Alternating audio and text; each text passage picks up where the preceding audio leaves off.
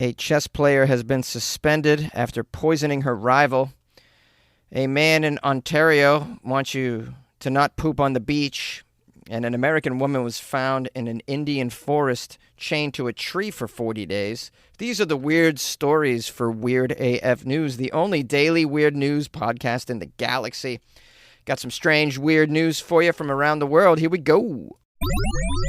A chess player was suspended after poisoning her rival. Is this the 3D chess that I've been hearing about? People can't get enough of the 3D chess where you actually lose your own life. We have here a chess player suspended by the Russian Chess Federation. And this player is reportedly facing time in jail after she allegedly tried to poison her rival at the chessboard during a tournament. While during a tournament, right at the chessboard? How does that even go down? Yes, nice move. Why don't you take a sip of this? Seems quite risky to try to get away with poisoning your opponent during the game. I mean, maybe pre-game, slip a little something. No, I'm not condoning it. I'm just saying if you're going to do it, you do it before the match, not during. And, of course, you can avoid all of this by just using those vibrating anal beads. You guys remember the chess championship where the opponent used some anal beads to cheat? Wow, chess is getting out of control these days. We might need a chess reality series. Who's down for that? These chess players are just out of their minds these days. They'll do anything to win, anything. All right, into the story with some deets. We have here Amina Abakarova, a 40-year-old chess coach from Makhachkala in the Russian Republic of Dagestan. Amina is accused of trying to poison her rival, 30-year-old Omanganat Osmanova. Now, I think I got those names right. I'm pretty sure. I'm not sure about the places, but the names I think I nailed. This incident unfolded during the Dagestan Chess Championship. And, it's making headlines in state-run Russian news media, as well as reaching global media because it's so out of control. Security camera footage shows the incident where Abakarova calmly walked over to the chessboard where Osmanova was supposed to appear 20 minutes later. It was reported that she'd previously asked if cameras were in operation. She was told that they were not in operation. She then smeared what is said to be potentially deadly poisoning. It says mercury from a thermometer is what she spread. On the chess pieces? Like what? This is also brazen and poorly planned. Are security cameras rolling? No? Okay. If the rest of you could look over there, just for 1 minute, thank you. The sound of a thermometer cracking. Now, the victim, Osmanova, said she began feeling unwell 30 minutes later, complaining of some dizziness, some nausea, prompting an immediate call for some medical assistance. Doctors eventually concluded that poisoning was the likely cause after reviewing footage from the security cameras. Abakarova was detained for attempted murder. Says here, Abakarova reportedly confessed that she didn't want to murder her opponent. She was just trying to, quote, knock her opponent out of the tournament. She claims the plan was not to harm her at all, but instead to scare her so she could then win the tournament. This woman has been temporarily suspended from any Russian chess events pending an investigation. She's potentially facing a lifetime ban. Only a suspension for poisoning someone because this is Russia, where poisoning is a national pastime. What she should have done is just pushed her rival out of a window. That's how you get away with everything in Russia. You can murder anybody in Russia if you just kick them out a window. Rook to bishop.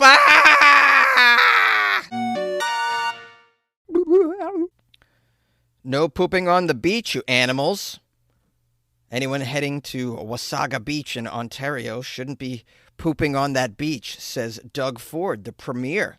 This guy's the premier of Ontario. I don't know what he does. In this particular story, he's on some major poop duty. He's trying to protect the beaches, make them habitable for the summertime. You don't want the kids playing in poop. Now, I'm not quite sure Doug has seen the poop in person. He's mostly responding to social media posts that claim people are defecating in the sand at Wasaga Beach Provincial Park. The town's mayor says Wasaga Beach's image is being gravely harmed by the social media posts about the poop on the beach. Is it true, though? Maybe we got to interview some people that hang out at the Wasaga Beach Provincial Park, or just maybe ask a lifeguard. I'm sure the lifeguards can see who's pooping, who's not pooping. They don't have a lot to do most of the day. They're just kind of sitting up there in that chair. So I'm sure they can spend some time trying to spot some poopers on the beach. Ford says it's a very popular beach. So Ford also says they have no proof that people are pooping in the park or the beach. So I don't know what we're talking about here if there's no proof. These are rumors and speculation, it would seem. But you can't, you got to send that message out there. You can't be pooping on the beaches, guys. If you're going to poop on anything, just you poop on that Canadian National Healthcare System is what you should, that's what you should be pooping on up there. Now, this saga all stems from somebody on social media, TikTok specifically, who claims that people on the beach were setting up small tents and digging holes to use as washrooms. In the video, she said she doesn't let her kids dig in the sand because she knows underneath there, they're bound to find some human poop. So this video went viral, apparently, and that's when the town of Wasaga Mayor Brian Smith called on Ford to do something about it. Now, he probably expected Ford to come to the beach, meet him there, and dig around for some poop just under the surface. Just kind of find out what's really going on. You got to get in there to find out if there's poop, right? Go to the place that people claim that there's human poop. But he didn't do that. He just gave $1 million in funding to Wasaga Beach to build bathrooms and hire more staff. That's kind of lovely. That's what you want. Is $1 million enough to build bathrooms over there? In the U.S., that's not enough. We are completely terrible at at money management when it comes to public fundings. So $1 million gets you, I don't know, they'll put up a sign that says no pooping for $1 million in the U.S. That's what that'll get you. Just a wooden sign, not even a fancy sign with gold lettering, just a regular sign made out of wood and plastic. That's what $1 million gets you by the time all of the lawmakers and politicians dip their fingers into that $1 million, at the end of the day, at the end of the pipeline, there's not really enough to build a sign. That's how it works in the States. I'm not sure. Maybe in Canada, the whole $1 million will actually go to building bathrooms and hiring more staff. That's pretty cool if it did. Here's another quote from it's not another quote. This was the quote that he gave along with the $1 million. Ford says, "Folks, don't be pooping on the beach. Simple as that. We have no proof of it either." It's a strange statement. Got no proof of it, but here's $1 million. This sounds like a cool trick to get some money to your community. Yeah, just make up a rumor. Next thing you know, the premier's sending you, just $4 million funding going to this city to combat the peacock attacks that are happening at the playgrounds. Kids are being attacked by peacocks. I have no proof of this, but here's some money. I also will be sending $2 million to this other community who apparently they need a giant slip and slide because everybody's overheating from the heat. So that's a slip and slide fund. They requested it. I don't know if they need a slip and slide for real. I don't know if people are really passing out. I didn't see it, but I'm sending that money on over to them. Hopefully it'll cool them off. I think this is a funny way of doing business, but it's just allocating funds based on pure speculation. Is that really what the country's forefathers had in mind? Probably not. If the TikTok video actually showed the person pooping on the beach, multiple people, then now that's proof. But it's just a woman talking. I don't know. Have people found the poop tents? Then now you got some evidence. You found the poop tents. You could even send a team of diggers over there to just start digging around, and if they continuously find human poop like 2 inches below the sand, now you know you got an issue, and maybe some funds need to be allocated. Maybe check on the bathrooms. Perhaps the bathrooms aren't working. Did anybody check on the bathrooms? Are there even bathrooms there? It says they got money to update the facilities, but are there bathrooms there? Bathrooms at the beach aren't the greatest, but most beaches, if it's a national park anyways, will have them. At the least, some porta potties will be available. And if you happen to be one of these people that builds a poop tent right on the beach, what's wrong with you? Really, you got your friends standing around you with a towel, making a tent while you poop in the sand? It's just disgusting behavior. Be normal. Go and do it in the ocean like the rest of us. We all pee and poop in the ocean. You know, you do it. I'm just stating the facts. We do it. You know how you can tell someone's peeing in the ocean while everybody else is smiling and enjoying and laughing in the ocean? The person that's peeing in the ocean is out there floating all by themselves, looking very calm and concentrated. Yeah, in that instance, you don't want to swim anywhere near there. You avoid that area. You'll be swimming through their urine. You don't want that. And heaven forbid they decided they were going to attempt the aqua dump. Yeah, you don't want to be anywhere near that either.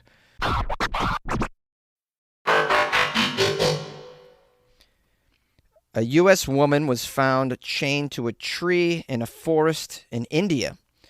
It's a very strange story about an American lady who was found chained to a tree, screaming in the middle of a forest in the western Indian state of Maharashtra.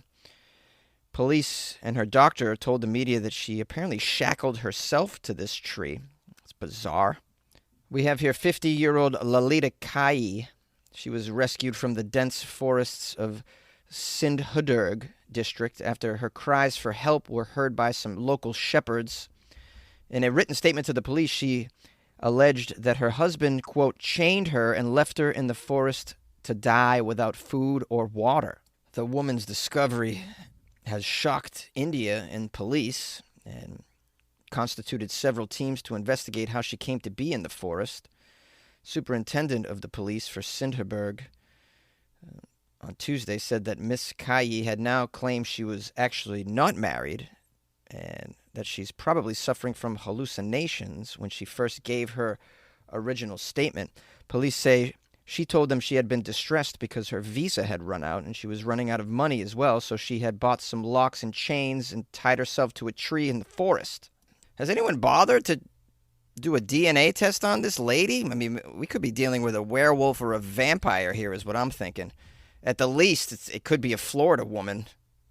You gotta, try and cover all your bases here. She was found by a cow herder, apparently, who had taken his cattle to graze in the forest and heard a lady screaming very loudly. The sound was coming from the forest on the side of the mountain, says the herder.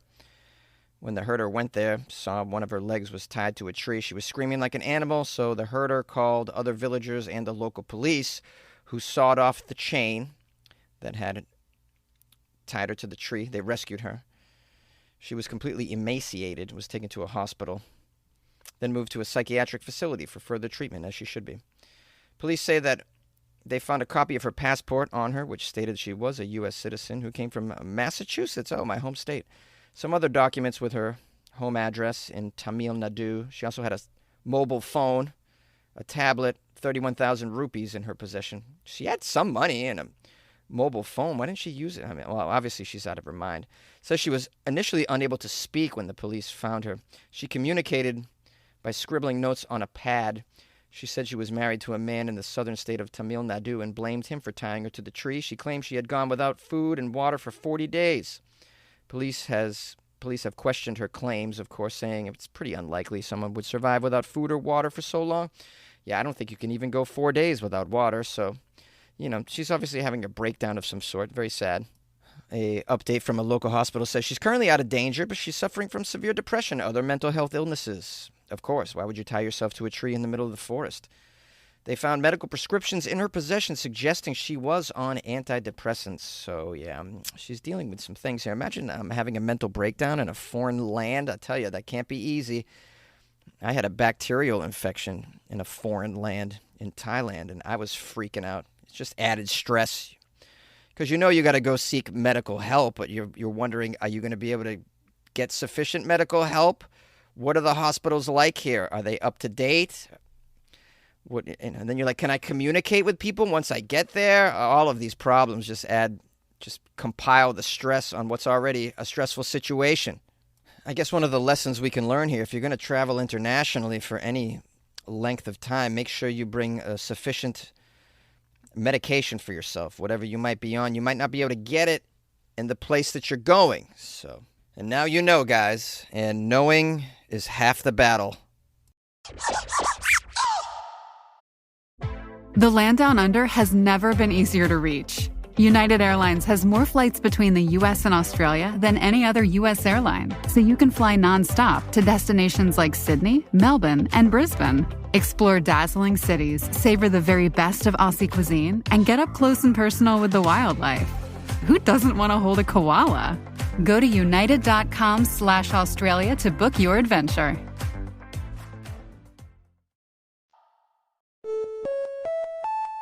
Turn around, every now and then I get a little dose of weird news and I find myself going insane.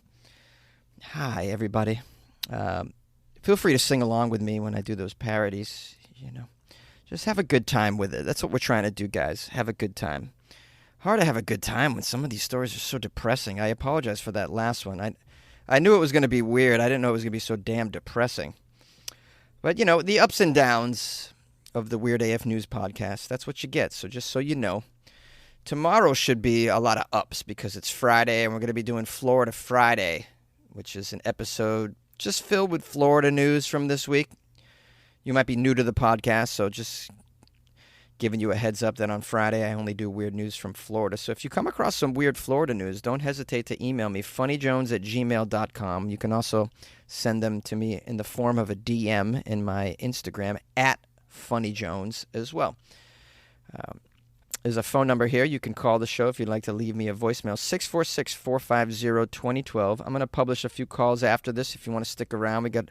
I heard from some listeners past few days, so we'll put that in there. And if you'd like to support the show, go to weirdafnews.com, the official website of Weird AF News. And that's that. We'll see you tomorrow for Florida Friday, my friends. Yo, Jonesy, this is the one, the only, the legendary Doom Cheese, Ricotta James. Thanks for the shout out, homie. Man, people are going to freak out about this. I hope you are successful. I wish you all the best in the world, man. Keep doing exactly what you're doing and don't stop, man. Stay positive.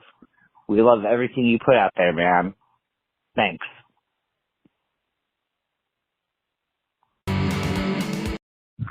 Take two. I don't know what happened to my phone. So I have some input on this thing that's going on in Louisiana. I'm not a teacher. I do not play a teacher on TV, but I do have a master's degree in teaching. And as you know, the First Amendment says Congress shall make no law respecting an establishment of religion.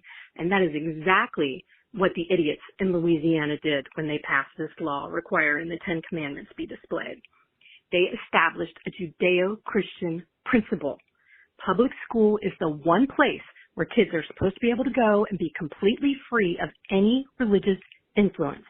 Children in a school setting are a captive audience, and that means that any type of official prayer or religious display is coercive, and that's a violation of their rights, even if this display is for their God that they believe in. Supporters of this law wouldn't want to send their children to a school that displays the 5 pillars of Islam, but because it's their God, they think it's okay. And it's not okay. You cannot ignore discrimination simply because it's your religion that benefits from it. Jeff Landry, he's an idiot. He said his advice to parents was look away. So sure, kids can look away because that's not going to make them a target for ridicule. School is hard enough, and our kids don't need another reason to make them feel ostracized. And that's exactly what would happen if they had to look away. Our religious beliefs are our own. They're not our government's. And that's why separation of church and state exists. Thomas Jefferson said it himself. Christianity is the majority religion in America, but it is not the national religion of the United States. And that is the significant difference. Shame on Jeff Landry. Shame on those lawmakers in Louisiana who voted for this stupid and unconstitutional law. And I want to leave you with a quote, Jonesy, from Thomas Paine, another founding father. He wrote that persecution is not an original feature in any religion, but it is always the strongly marked feature of all law religions or religions established by law. Hi, Jonesy. This is Angel Estes. You remember me from Fort Worth, Megan James? I just wanted to call and say hi and I'm doing okay. I just wanted to leave you a message. Still a fan, always a fan. Thank you. Bye. Hey, Jonesy, it's Michael calling from Iowa City.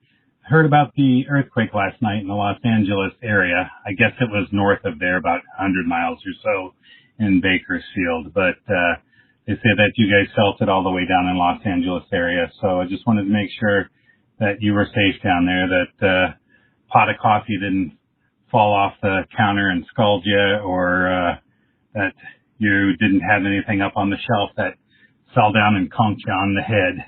We don't want you getting to be knocked out with a concussion and not able to do the news. We're concerned about your health, and I know all of the weirdos that listen to the show are likely to be concerned about your health, and we all want to know that you're okay. So hopefully you'll mention it on today's podcast. So just checking in, wanting you to know that we all love you and care about you and are thinking of you. So I'm sure you're fine. You're 100 miles away, and was just felt, and they reported that there were no fatalities or injuries, but we want you to know that we think about you. All right, you take care, and good luck with your life, man.